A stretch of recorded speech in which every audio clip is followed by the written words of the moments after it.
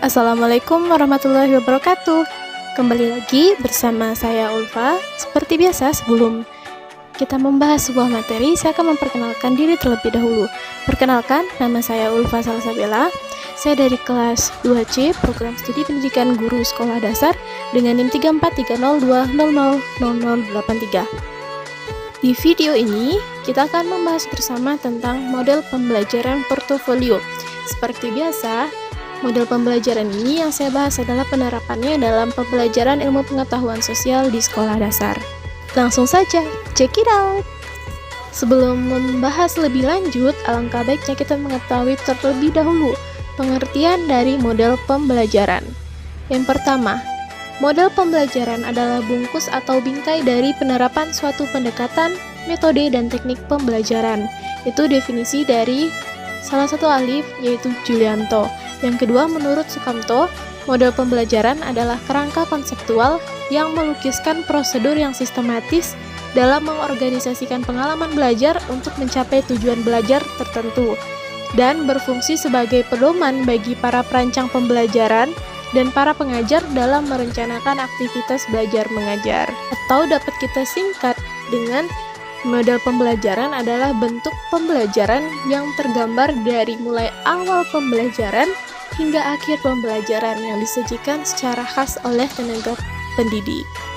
Selanjutnya di sini ada pengertian dari model pembelajaran portofolio. Yang pertama yaitu portofolio itu sendiri. Nah, portofolio adalah kumpulan dari pekerjaan siswa dengan maksud tertentu dan yang pastinya sudah terpadu yang telah diseleksi menurut panduan-panduan yang telah ditentukan. Portofolio penilaian bukan sekedar kumpulan hasil siswa, melainkan kumpulan hasil kerja siswa yang sengaja diperbuat untuk menunjukkan bukti tentang kompetensi, pemahaman, dan capaian siswa dalam mata pelajaran ilmu pengetahuan sosial di sekolah dasar tersebut. Portofolio juga merupakan kumpulan informasi yang perlu diketahui oleh guru sebagai bahan pertimbangan dalam menentukan langkah-langkah perbaikan pelajaran atau peningkatan hasil belajar siswa itu sendiri. Nah, untuk pengertian dari model pembelajaran portofolio itu sendiri adalah usaha yang dilakukan oleh tenaga pengajar atau guru agar siswa memiliki kemampuan untuk mengungkapkan dan mengekspresikan dirinya sebagai individu maupun anggota dari sebuah kelompok. Mungkin beberapa dari teman-teman mempertanyakan, apa sih fungsi dari metode pembelajaran ini? Apa sih uniknya metode pembelajaran ini? Nah, fungsi metode pembelajaran portofolio yang paling utama adalah dapat digunakan sebagai suatu sistem penilaian atau suatu teknik pembelajaran yang akan membantu kesempurnaan sebuah pembelajaran. Selama penerapan model pembelajaran portofolio, kita ada beberapa opsi sebagai sumber belajar. Yang pertama, manusia. Manusia di sini seperti pakar, tokoh agama, masyarakat, guru, dan lain-lain. Yang kedua, melalui surat kabar. Yang ketiga, bahan terekam. Yang keempat, bahan dari televisi ataupun radio. Yang kelima, alam sekitar. Yang keenam, situs sejarah ataupun artefak dan berbagai bahan lain yang dapat dimanfaatkan. Selanjutnya kita membahas tentang langkah-langkah dalam penerapan model pembelajaran portofolio. Ada 6. Yang pertama kali harus dilakukan adalah mengidentifikasi masalah dalam masyarakat. Yang kedua, memilih suatu masalah untuk dikaji di kelas. Yang ketiga, mengumpulkan informasi yang terkait. Yang keempat, membuat portofolio kelas. Yang kelima, menyajikan portofolio. Biasanya, menyajikan portofolio ini berupa pengeluaran pendapat, baik dari siswa ataupun bimbingan langsung dari guru. Yang keenam, melakukan refleksi pengalaman belajar. Nah, seperti yang teman-teman lihat, saya ada menampilkan 5 keunggulan dari model pembelajaran portofolio.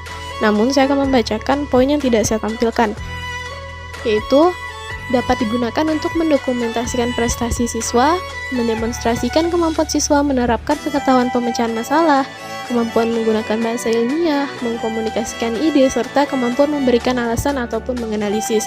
Selanjutnya, dapat meningkatkan kemampuan evaluasi diri siswa, lalu berguna bagi guru dalam mengidentifikasi letak kelemahan dan kelebihan siswa atau memberi nilai diagnostik yang berarti bagi guru.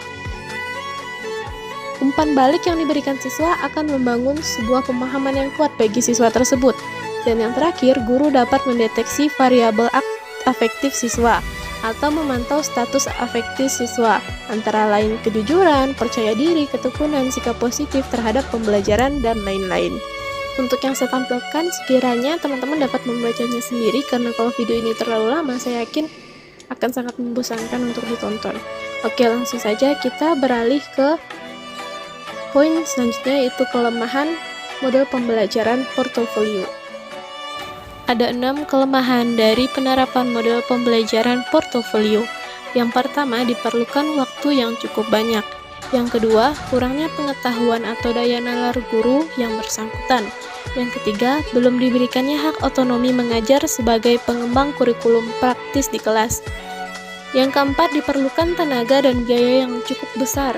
Yang kelima, kurangnya jalinan komunikasi antara pihak keluarga dan masyarakat, khususnya para birokrat atau instansi yang dikunjungi oleh para siswa untuk dimintai keterangannya. Dan yang terakhir, siswa belum terbiasa menjamin kerjasama dengan anggota sesama kelompoknya,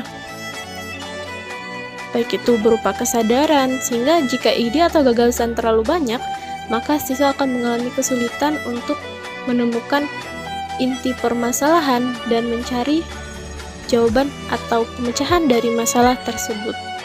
Sekian informasi yang dapat saya sampaikan, semoga bermanfaat bagi kita semua. Mohon maaf atas segala kekurangan atau kesalahan selama saya menyampaikan video ini. Jangan lupa like, komen, dan subscribe. Sampai jumpa di video selanjutnya. Assalamualaikum warahmatullahi wabarakatuh.